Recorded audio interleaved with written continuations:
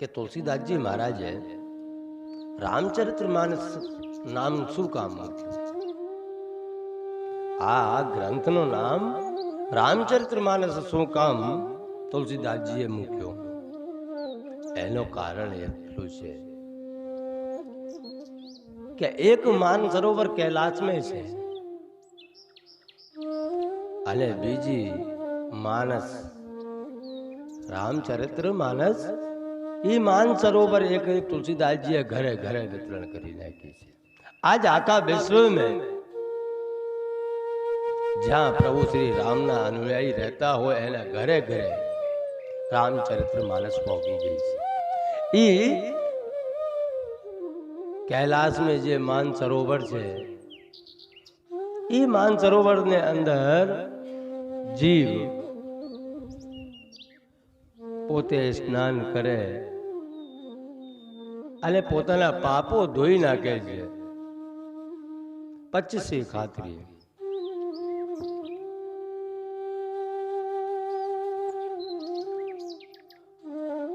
કે પછી બીજી વાર પાપો નહીં કરે। ई मान सरोवर तुम्हारा एक ज बार धोवे से पछे तमे संसार में आवी जाओ, पछे तुम्हारा ई ना ई काम में लागी जाओ।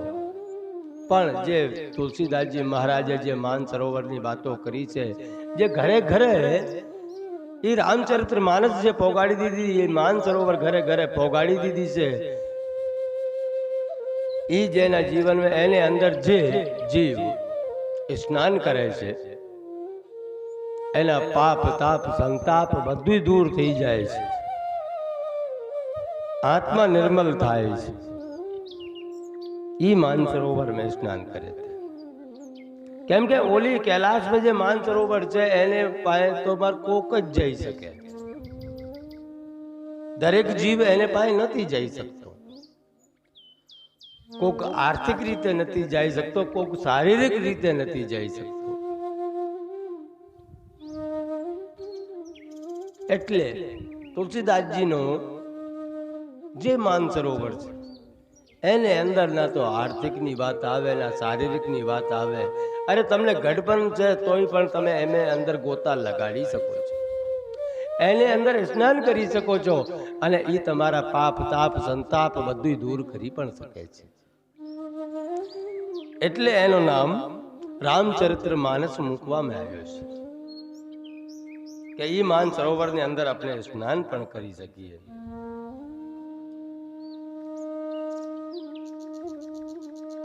केम के आ भगवान श्री राम नो जो जीवन चरित्र छे एने जे मानस पोताना जीवन नी अंदर उतारे एने आ संसार ने अंदर केवी रीते जीवू ई पण सीख आवड़ी जाए छे।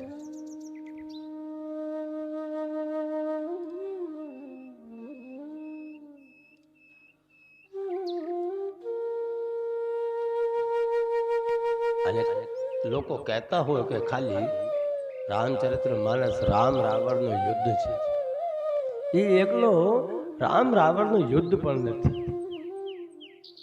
ये तो अपने अंदर जे विकारोना रावणो रही रिया छे ने एने मार नष्ट करवा माटे तुलसीदासजीए आ रामचरित्र मानस घरे घरे भोगाड़ी दीधी छे। विकारो उत्पन्न थाय अने अपने ई विकारो जारे उत्पन्न थाय ने पछे पापनी पगतीए चढ़वानुं चालू थाय। ई पापनी पगतीए जीव नो चढ़े एने अंदर जे विकारो उत्पन्न थया छे ई विकारोने नष्ट करी सके छे ई मान सरोवर छे। केम के मनुष्य ने केवी रीते जीवू ई मान सरोवर आ मानस कथा कहे छे। तमारा जीवन के अंदर केम मार आगळ बढ़वू, भाई भाई नो प्रेम केवो होवो जोईए, पिता पुत्र नो प्रेम केवो होवो जोईए, पति पत्नी नो केवो प्रेम होवो जोईए अने माता केवी होवी जोईए। अरे ये तो घर बधुं बाजू में रखीए पण दुश्मन पण केवो होवो जोईए, एने जोड़े केवी रीते दुश्मनी कराय ई पण राम कथा कहे छे। ई पण તુલસીદાસજી મહારાજ સ્પષ્ટ કરે છે કે તમારા જીવન કે અંદર પરિવર્તન લાવવું હોય તો કેવી રીતે લાવી શકો, અને તમે જીવન જીવો તો પણ કેવી રીતે જીવી શકો. કેમ કે આપણે જીવન કે અંદર આપણો જીવન સાર્થક થાય. આ ભવ બંધન જે 84 લાખ જન્મો ભોગવીને આપણે આવ્યા, એમે તે કેમ મુક્તિ પ્રાપ્ત થાય, એને માટે આ રામ કથા છે કે આપણે બીજી વાર જન્મ લેવું તો પ્રભુ શ્રી રામના ચરણના અનુરાગી બનીને જન્મ લેવું, નહીં તો આપણે મોક્ષ થઈ જવું. મુક્તિ પ્રાપ્ત થઈ જાય એટલે જીવ ભવબંધન में તે નીકળી જાય અને આ ભવ में પછી આવીને જન્મ ન લે. બસ એ જ કારણ છે કે યા તો આ બંધન છૂટી જાય, હજુ બંધન ન છૂટે, ભગવાનને પ્રતિ એટલો અનુરાગ ઉત્પન્ન થઈ જાય કે ભગવાન પ્રભુ મને બીજી વાર જન્મ આપે તો પોતાના ચરણોના સેવક બનાવીને આપે. એટલે તુલસીદાસજીએ શરૂઆતમાં વાલકાંડની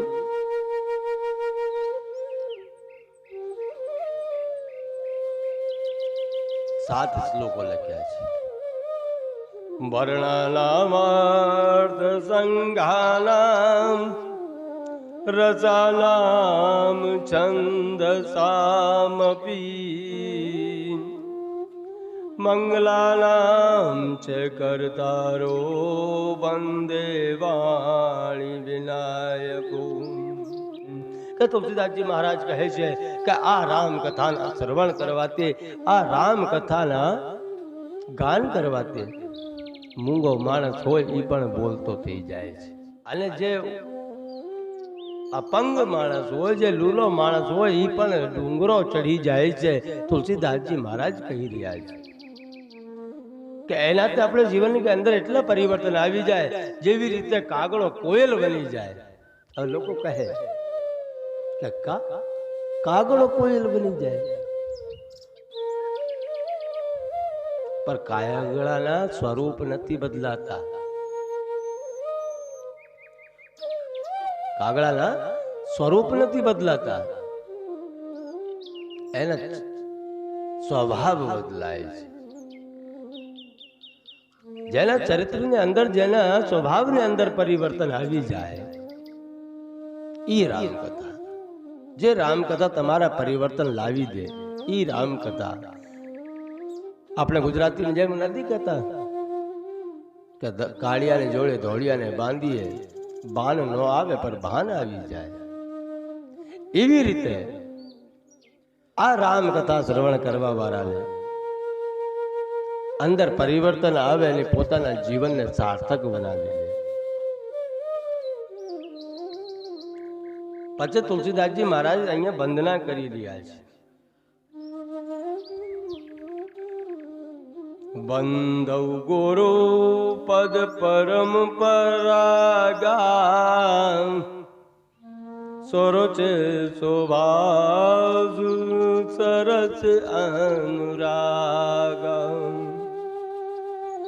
અમીય મૂર મેં ચૂરન ચારુ સમન સકલ ભવ રોજ પરિવારુ. તુલસીદાસજી મહારાજે સર્વપ્રથમ ગુરુના ચરણોમાં વંદન કરી છે. ગુરુના પદની વંદન કરી છે, કેમ કે એના જે રજ પ્રાપ્ત થાય.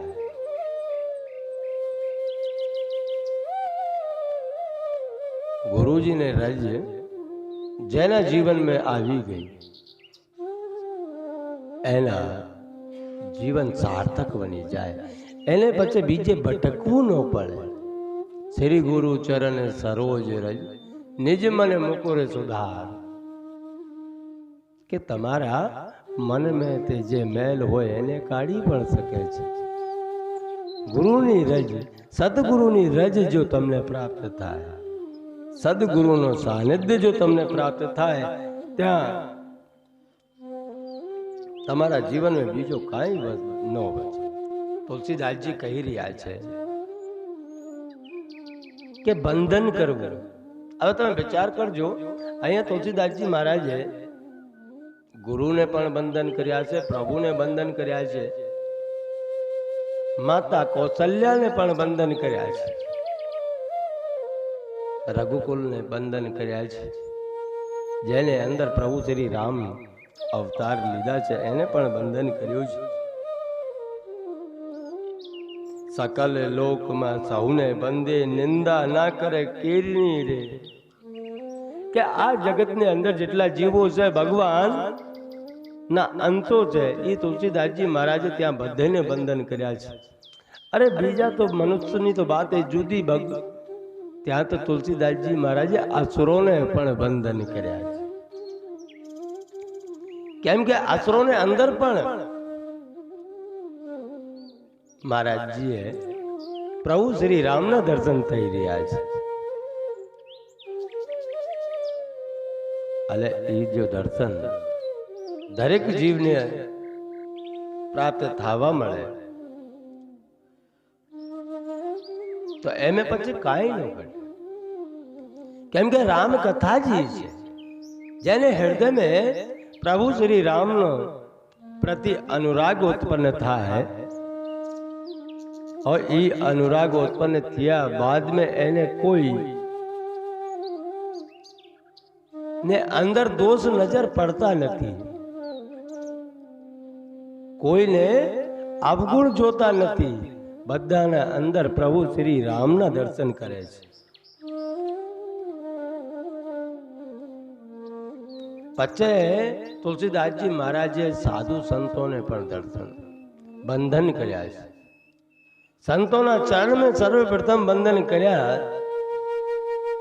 તુલસીદાસજી મહારાજ લખે છે કે સાધુ ચરિત શુભ ચરિત કપાસુ નિરસ વિસદ गुण में पल जासु जो सही दुख परिच्छेद्र दुरावा बंधनीय जही जग जस पावा. क्या साधु संतों चरणों में प्रणाम कर रहे हैं और प्रणाम કર્યા બાદ અહીંયા તુલસીદાસજી મહારાજ સાધુ ચરિત્રનો થોડો વર્ણન કરે છે. એનું કારણ એટલું જ છે કે આ જગતની ધર્મ ધજાને જો લઈને બેઠા હોય તો આ જગતના સંતો છે, જે સંતોનો ખાલી મુખ્ય કામ જ છે કે આ જીવને કેમ રીતે મુક્તિ પમાવી છે, કે આ જીવને કેવી રીતે મુક્તિ અપાવી છે. એટલે એના વર્ણન કરતા તુલસીદાસજી કહે છે કે સાધુ ચરિત્ર કપાસના ફૂલ હોય ને, કપાસના ફૂલની જેમ છે, જેને અંદર કોઈ રસ જ ન હોય. એ કપાસના ફૂલની અંદર કોઈ રસ ન હોય, કોઈ સુગંધ ન હોય, એને અંદર કોઈ ડાઘ પણ ન હોય. એ સાધુનો ચરિત્ર કેવા સાધુ બંધનીય છે. નિરસ વિસદ ગુણ મેં કે એને રાગ દોષ કઈ હોય જ નહીં. એને ખાલી પરબ્રહ્મ પરમાત્મા જોડે પ્રીત હોય, એને માટે આખો સંસાર એનો છે. તમારા પરિચ્છિદ્ર દુરાવા એટલે બીજાના દુઃખો છે, બીજાના જે પરિચ્છિદ્રો છે એને દુભાવી લે. કપાસના ફૂલનો કામ, કપાસના ફૂલનો કામ જ છે કે એ પોતાને કષ્ટીઓ આપે જ રાખે છે. ખેતરમાં થાય, ખેતરમાં એને પછી બીણીને લાવવું, पचे मार्केट में जाए और मार्केट में तो पचे ही मिल में जाए फैक्ट्री में गया बाद एने पचे जारे तैयार करवामां आवे तो एना वस्त्रों तैयार थाय अने ई वस्त्रों पचे माणसनी आवरूने ढाके। तो संतनो काम ज ई छे जो सही दुख परिछिद्र दुरावा बंध नियई जेहि जग जस पावा। ऐसा आवा संतो वंदनीय छे जे बीजाना दुखोने ढाकी दे छे, जे बीजाओ माटे जीवे छे ई संत वंदनीय छे। तुलसीदास जी महाराज कहे छे मुद मंगल में संत समाजू जो जग जंगम तीरथ राजू। क्या एवा संतों ने चरणों में चारों तीर्थ तो इसे लाइक कीजिए, त्या तीर्थों निवास करे कीजिए। राम भक्त जह सुरसरी धारा सरसई ब्रह्म विचार प्रचारा। कि आ तो ब्रह्म ना प्रचार प्रसार करे छे। आ जगत ना जीवो नो कल्याण करवा माटे संतो पोताना सर्वस्व त्यागी ने पर बीजा माटे जीवे छे। ई बीजा ओला कहिए ना भक्त ने भगवान के मुलाकात करावी दे ई गुरु। और आवा गुरु कोकना जीवन में आवी गयो ई जीव धन्य बनी जाए छे। केम के तुलसीदास जी महाराज कहे छे के बेने सत्संग विवेक ना होई के ज्यां सुधी जीवन के अंदर संतनो संग नहीं आवे त्यां सुधी विवेक उत्पन्न नहीं थाय अने ज्यां सुधी विवेक उत्पन्न नहीं थाय ત્યાં સુધી તમે સારા મોળા કર્મ કરવાના વિચાર જ નહીં કરો અને જ્યારે ઈ સત્સંગ રૂપી પ્રસાદ આપણા જીવન में ઉતરે એવો કોઈ સંત આપણને મળે જે તમને સાચી દિશા આપી શકતા હોય और जो તમને સાચી દિશા મળી જાય तो आवागमन जे मृत्यु लोक में थई रिया छे ई मटी जाए। एक सीमाड़ा में एक संत रहता था अले ई संत ने त्या एक नानो बाळक जातो कायम अने कायम बाळक जाए सवार में पोगी जाए त्या तो ई संत पोताना नित्य नियमों करता हो प्राणायाम करता हो तो नाना बाळको होय सहज बात छे एने थोड़ी ई लालसा जागे बापू जेम करे एम मारे करवू छे। धीमे धीमे धीमे बाळक मोटा थावा मळ्या अले ई बाळक बापूनी देखा देख जे बापू करे ई बाळक करे योगा अभ्यास करे बाळक थोड़ा मोटो थियो जवान थियो पण कायम नो नियम के सवार में आश्रम में आवी जाए। अले एक दिवस एवो थियो के ई बाळक एक दी आव्यो नहीं ने बापू ने लाग्यो के भाई केम आव्यो नहीं आज क्या गया आज। आखा दिवस बापू ई भाई ने विचार करता था अने विचार करता करता सांझ पड़ी गई पर भाई आव्या नहीं। बीजा दिवस पड़्या अने बीजा दिवसे भाई सवार में आव्या तो बापूए पूछा कि भाई काले केम नहोता आव्या काले तमे क्या गया था एवो शू काम आवी गया कि काले तमे नथी आव्या।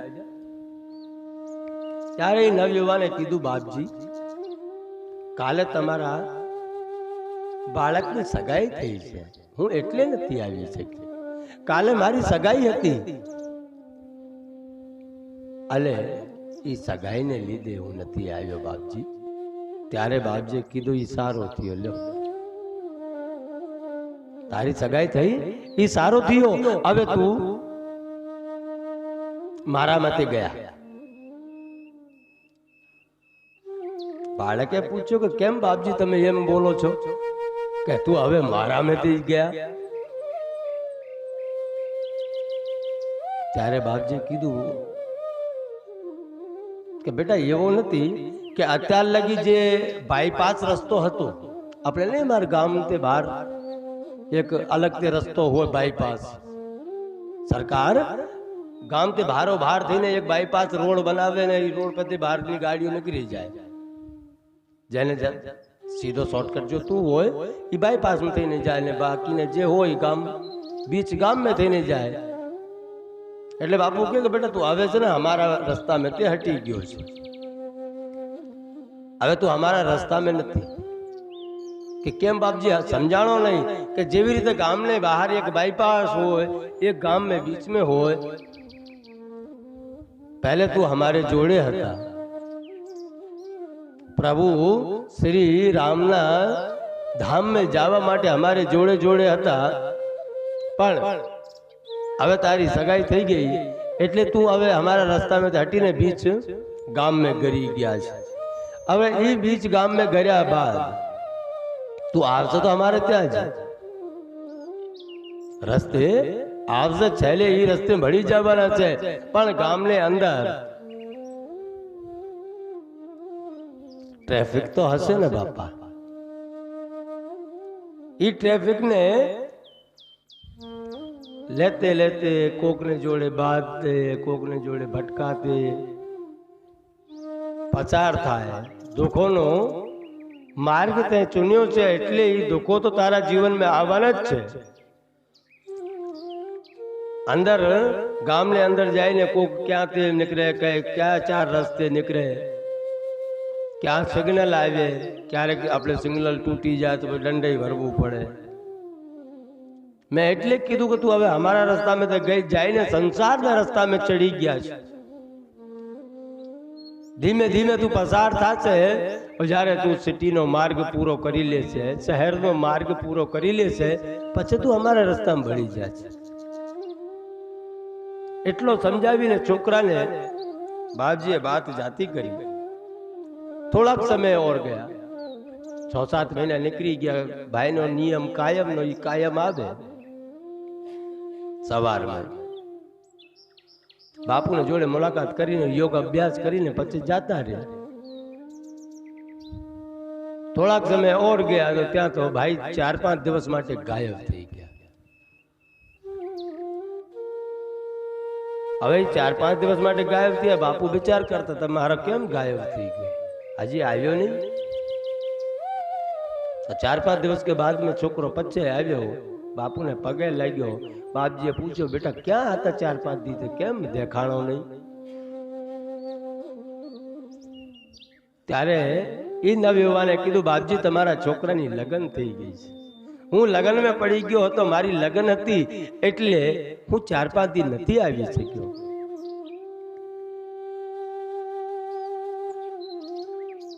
ત્યારે બાપજીએ કીધું હવે તું તારા મા બાપ માટે જ ગયા, તું હવે તારા મા બાપનો પણ નથી રહ્યો. છોકરાએ કીધું કેમ બાપજી મા બાપનો નથી રહ્યો? તો બેટા હવે તારી લગ્ન થઈ ગઈ, હવે તું તારે ઘર પે ધ્યાન વધારે આપશે, ઘરવાળીને ઉપર ધ્યાન વધારે આપશે, મા બાપને ઉપર ધ્યાન ઓછો થઈ ગયો એટલે તું મા બાપ નથી ગયો. બરસ 2 વર્ષ નીકળી ગઈ, बात आती जाती रही. હવે आती जाती रही 3 વર્ષ के बाद में છોકરો 21 દિવસ માટે ગાયબ થઈ ગયો. એ ભાઈ 21 દિવસ માટે ગાયબ થયો. મહિના વર્ષ નીકળ્યા ત્યાં તો મહિના વર્ષ બાપુ યાદ કરે કે છોકરો આવ્યો નહીં, છોકરો આવ્યો નહીં. અલે જ્યારે ભાઈ આવ્યો તો બાપુએ તુરંત એ જ પૂછ્યો કેમ ભાઈ એટલા દિવસ સુધી તું આવ્યો ને ક્યાં ગયા હતા, કઈ બહાર ગામ ગયા હતા? તો એ નવયુવાને કીધું કે નહીં બાપજી હું ક્યાંય બહાર નતો ગયો, હતા તો ઘરે જ, પણ તમારા દીકરાને ઘરે દીકરાનો જન્મ થયો છે એટલે સૂતક નડતા હતા હું એટલે નહોતો આવ્યો. ત્યારે બાપજીએ કીધું કે લે એ બહુ સારો થયો, હવે તું તારામાં થઈ ગયા. ઓલા નવયુવાને કીધું કેમ બાપજી? પહેલી વાર જ્યારે સગાઈ થઈ ત્યારે તમે કીધું કે તું મારા માટે ગયા, પછી લગ્ન થઈ ત્યારે કીધું કે તું મા બાપ માટે ગયા, આજે છોકરાનો જન્મ થયો તો અમે કહો છો કે તું તારા માટે ગયા. એનું કારણ હું? ત્યારે બાપજીએ કીધું કે બેટા હવે તારે ઘરે છોકરાનો જન્મ નાનો થઈ ગયો છે, હવે નાનો છોકરા છે એટલે તું હવે તારા માટે નહીં જીવે. હવે તને સતત ચિંતા લગી રહે કે નાના બાળકને ઉછેરવાની, ઘરે જાય તો એને ઉછેરીને મોટો કરવાની, કે એને માટે રડીને ક્યાંક લાવવું, ક્યાંક કેટલો ભેગા કરવું. આ ભેગા કરીને મૂકી દો તો મારા છોકરા બાપરી લે, એટલે તું હવે તારા માટે જીવાનો બંધ કરી નાખવાના છે. તુલસીદાસજી મહારાજે એટલે જ કીધું છે કે સંતનો સંગ થાય ને પણ ધીરે ધીરે સંત પોતાને જેવો કરી જ લે છે. અહીંયા બાપજી એને કહે છે કે તું તારા મતે વહી ગયો છે. થોડાક સમય ગયા, 2-5 વર્ષો નીકળી ગઈ, છોકરો નાનો મોટો થવા મળ્યો. ત્યારે બાપજીએ પોતાના રસ્તામાં લાવવા માટે એ યુવાનને કીધું કે ભાઈ હવે ઘણો સમય થઈ ગયો છે, તે તારો સંસાર જીવન પણ ભોગવી લીધું છે, તારો છોકરો પણ હવે મોટો થવા મળ્યો છે. હવે તું એક કામ કર, આશ્રમમાં આવી જા ને હવે તું પોતાના માટે જીવી લે. અત્યાર લગી તું બીજાઓ માટે જીતા હતા, હવે તું તારા પોતાના માટે જી. ભાઈએ કીધું બાપુ કેમ મારે પોતાના માટે જીવવું? અત્યાર સુધી હું જીવું છું ને. કે નહીં ભાઈ, અત્યાર લગી તું બીજાઓ માટે જીવ્યા છે, પણ આજે હું તને રસ્તો બતાવું છું, તું હવે પોતાના જીવન માટે જીવી લે. ઈ કેમ, કેવી રીતે જીશે? કે તું આવીને પોતાના ભજન માટે, પોતાની આત્મકલ્યાણ માટે, પોતાને મોક્ષ માટે જીવી લે. સાચો જીવન મનુષ્યનો ઈ જ છે જે પોતાના આત્માનો કલ્યાણ કરી જાય, ઈ પોતાની આત્માઓ માટે જીવે, ઈ જ સાચું જીવન છે. અન્યથા નાનો બાળક હોય ત્યાં મા બાપને કેનમાં રહેવાનો, મા બાપ કે એમ જીવવાનું. જરીક મોટો થઈ જાય, નિસારે જાય, જેમ માસ્તરો ભણાવે, માસ્તરો કહે પછી એમ જીવવાનું. એ હું જીવન બતાવું છું દરેકનો. પછી થોડોક ઓર મોટો થાય, લગ્ન લાયક થાય, લગ્ન થઈ જાય, પછી ઘરવાળી કે એમ જીવવાનું. ઘરવાળી કે અહીંયા બેઠીને પાણી પી, એટલે ત્યાં જ બેઠીને પાણી પીવાનું. એટલા બજે ઘરે આવી જવાનો, 6 વાગે નોકરી તો છૂટ્યા હોય, 6:30 નો ઘરનો ટાઈમ હોય, કોક સમય 7 વાગી ગયા હોય તો ઘરની ખબર પડી જાય, કેમ ભાઈ અડધી કલાક મોડો ક્યાં ગયા હતા. એટલે જવાન થાય, લગ્ન થાય, લગ્ન પછી બીજી માર પોતાની પત્ની માટે જીવે. પછી થોડાક સમય જાય, નાના નાના ટાવરિયાઓ આવી જાય, ઘરમાં બાળકો આવી જાય, એટલે એ પોતાના બાળકો માટે જીવે. અને જ્યારે ગઢબન આવે ને, ગઢબન એના છોકરાઓ મોટા થઈ જાય, પછી છોકરાઓ શું કે ગમે જે કામ કરતા હોય, જો જરીક આપણે સલાહ આપી દીધી હોય ને, ત્યારે છોકરાઓ ખાલી એટલા જ કે બાપા તમે શાંત બેઠો ને, તમને કાંઈ ખબર ન પડે. આ તમે 20-25 વર્ષના છોકરાઓ મોટા ઉછેરીને મોટા કરી દીધા, અને એ તમને પછી બાદમાં કે હું કે બાપા તમને કાંઈ ખબર ન પડે, તમે બેવના શાંતિથી અમે કરી લેશું. એટલે એ બાપજી કહે છે કે મહાત્માજી કહી રહ્યા છે કે ભાઈ હવે તું તારા માટે જીવાનું ચાલુ કર, સંસાર સાગરને છોડ, અહીંયા રહી જા. ત્યારે એ ભાઈએ કીધું કે બાપજી હું તો હમણાં મૂકી દઉં, મને કઈ બાંધો નથી, પણ ઘરે તમારી દીકરી છે ને મને મૂકીને ખાતી નથી, મારા મમ્મી પાપા મારે બિના રહેતા નથી, એટલે હું ઘરે જાઉં, બધે જોડે બેઠીને ખાઉં, ત્યારે બધે ખાય. અને કોઈ મારે જોડે ખાતા નથી, મારા બિના કોઈ પણ ખાતો નથી. ત્યારે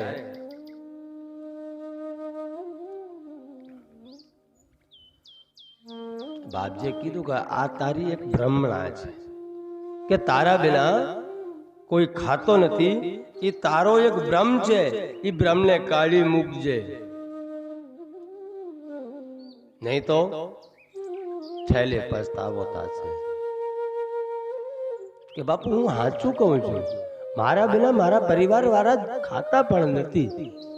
ત્યારે એ સંતે કીધું કે અગર તારે એ પરીક્ષા કરવી છે તો જો હું હમણાં થોડાક સમય પહેલા તારા ઘરે આવ્યા હતા. કે હા બાપજી. તો તે છે ને એક બીચો બીચ મેં થાંભલી નાખી છે લાકડાની નવી બાવળની. ખબર છે કે હા બાપજી મેં નવી થાંભલી નાખી છે, મને ખબર છે. ત્યારે બાપજીએ કીધું કે તું એક કામ કર ભાઈ, તને હવે મારો યોગ અભ્યાસ કરતા કરતા આ પોતાના પ્રાણવાયુને સમાધિ લગાડતા આવડી ગયો છે. કે હા એ તો આવડે છે ને મને, હું તો વર્ષોથી લગાડું છું. તો પણ તું એક કામ કર, આજે તું જમવા માટે જા, और જેમ તું જમવા માટે બેઠે તો જે થાંભલી છે એને પગને બીચ में આંટી મારીને પદમ આસન લગાડી લેજો, થાંભલી बीच में રાખજો અને જમવા જેમ બેઠે ના ત્યાં તારા પ્રાણ વાયુને બ્રહ્મરંધ્ર में ખેંચી જાજો, સમાધિ में વહી જાજો. અને સમાધિનો એક મેન કારણ છે, જે સમાધિ લગાડે એના શરીરે સ્થૂલ થઈ જાય, શરીરની નાડી બંધ થઈ જાય, ખાલી 4 આંગળની નાડી ચાલતી હોય. એટલે નાડી કોક જોવે, કોક નાડી જોવે તો નાડી તો ખબર નહીં પડે કે આ ભાઈ જીવે છે કે મૃત્યુ પામ્યો છે. કેમ કે પ્રાણ કાલી બ્રહ્મરંધ્ર में રમતા હોય. ભાઈએ જઈને ઘર में યમજી કર્યું, થાંભલી પગને બીચ में આંટી મારી પદ્મ આસન લગાડ્યું અને જમવા માટે બેઠી ગયા. જેમ પહેલો બટકું લીધું, બાપુના કીધા પ્રમાણે ભાઈએ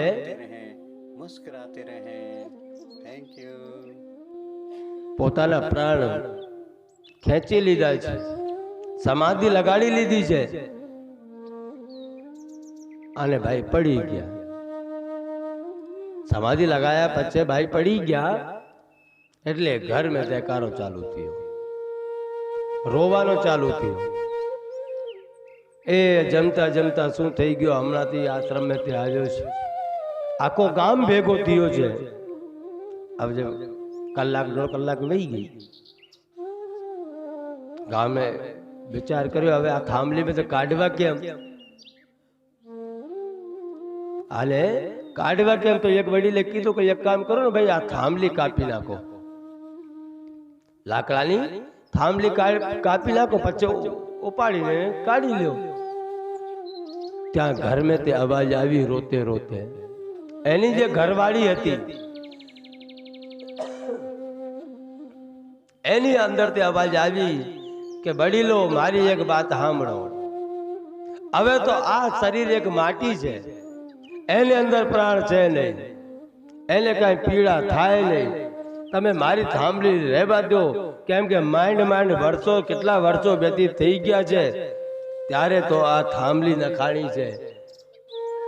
તમે એક કામ કરો, એના પગ કાપી નાખો અને પછી નનામી ઉપર મૂકો, ત્યારે સીધા કરી લેજો.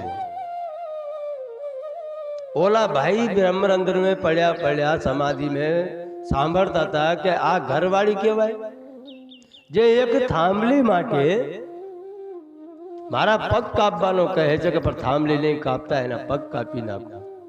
આ ઘરવાળી નથી. ત્યાં એક કોવાળી લઈને હાલ્યો, ત્યાં એક વડીલે કીધું કે ભાઈ ખમ, એના પગ અત્યારમાં નહીં કાપવાનું. કેમ કે આ ભાઈ નાનપણથી લઈને મોટો થયો ત્યાં સુધી અત્યાર લગી ગુરુ આશ્રમ में જાતા હતા. એના શરીરને એકવાર ગુરુને દેખાડી દો અને ગુરુ જોઈ લે પછી એના શરીરને જોડે જે કરવું હોય એ આપણે કરશું. એક છોકરાને મોકલવામાં આવ્યા. એ છોકરો દોડીને ગયા, જઈને ગુરુજીને કીધું. ગુરુજી તૈયાર જ બેઠા હતા કે હમણાં એક ફિલ્મ ચાલશે, એ ફિલ્મનો હવે કાંઈક સિરિયલ તો આપણે જોવું પડશે. અને ગુરુજી ગયા, જઈને જોયા આખા ઘર રડવાનું ચાલુ થઈ ગયું કે બાપજી જો ને તમારા છોકરાને શું થઈ ગયો છે. બાપજી કહે કે ચિંતા કરો માં, તમે ચિંતા કરો માં, હું બેઠો છું હજી. બસ બાપજી એટલું કીધું. ત્યાં તો માને અંદર, જે છોકરાની માં હતી એની અંદર કાંઈક આશા જાગી અને બાપજીને પગે પડીને કહે છે, બાપજી તમે તો ભગવાન કહેવાઓ, ગુરુ તો ભગવાન છે, જો ગુરુ ધારે તો શું ન કરી શકે. તમે મારા છોકરાને ગમે જેમ કરીને જેવડાવી દો. ગુરુજીએ કીધું કે મારી પાસે મંત્ર તો છે, પણ ગુરુજીએ પણ લગાવી દીધી કે પણ શું કે એમ થોડો ફેર છે. હું કહું એમ કરવું પડે, હું કહું એમ કરવું પડશે કે તમે કહો એમ કરશું. ત્યારે ગુરુજીએ કીધું કે લાવો એક લોટા મેં દૂધ લઈને આવો. અને દૂધ મંગાવ્યો. ગુરુજીએ 2-4 વાર એને અંદર મંત્ર મારીને કીધું કે ભાઈ આ લોટાને અંદર મેં મંત્ર મારી દીધા છે અને આ દૂધ જે માણસ પી જાય એની અડધી ઉંમર આ ભાઈને પ્રાપ્ત થઈ જાય. આ ભાઈ જીવતો થઈ જશે. કોણ પીશે? પણ કોઈ એ દૂધનો લોટા પીવા માટે ઊભો થયો નહીં. ત્યારે ગુરુજીએ એની ઘરવાળીને કીધું કે બેટા તું જેને પાછળ પોતાના મમ્મી પાપા પોતાની બહેનપણીઓને મૂકીને આ ઘરે આવતી રહી હતી, તારા પતિ માટે તું આ દૂધ પી જા, તારી અડધી ઉંમર આ ભાઈને આવી જાય. ત્યારે એ ભાઈની પત્ની બોલી કે બાપજી એનો દીધેલો મારી પાસે એક છોકરો છે, હું તો એને પાછળ મારો જીવન અર્પણ કરી દેશું, મારો જીવન ગુજારી લેશું. અગર એનાથી પણ જો જીવન નહીં નીકળે તો હજી તો મારી નાની ઉંમર છે, હું મારા પિયરે જતી રહેશું અને પાપા તે કહીને હું તો બીજી જઈને બેઠી જશું, પણ મારે મારી ઉંમર દેવી નથી. ત્યાં બાપજીએ કીધું, એની માને કીધું કે તારો તો આ દીકરો છે, એ તારે તે તો આ 9 મહિનામાં તારી કોકમાં રાખ્યા છે, એટલે તું તારી અડધી ઉંમર એને આપી દે ને. માએ કીધું કે બાપજી હું એક પતિવ્રતા નારી છું, મારી ઉંમર હું કેમ આપી શકું? મારે તો મારી પતિની સેવા કરવી છે. મારા પતિ પહેલા જો વહી જાઉં તો મારા પતિને કોણ જોશે? બહેનને કીધું તો બહેને ના પાડી દીધી, ભાઈને કીધું તો ભાઈએ પણ ના પાડી દીધી કે બાપજી મારો તો બટણીઓ હતો. બધેય ના પાડી દીધી. ત્યારે ગુરુજીએ કીધું કે ભાઈ તમે કોઈ નથી પીતા, તમારે જે કરવું એ કરજો, પણ આ તો નાનપણથી મારે આશ્રમે આવતા હતા એટલે મને એવો લાગે છે કે આ દીકરો મારો છે, એટલે કોઈ આપણી અડધી ઉંમર નથી આપતો તો બાંધો નહીં, હું આપી જાઉં. ત્યાં તો બધે કીધું ભગવાન તમે તો અમારા ભગવાન કહેવાઓ ગુરુજી, જો અમારા બાળકને જીવતા કરી દો તમે તો ભગવાન છો.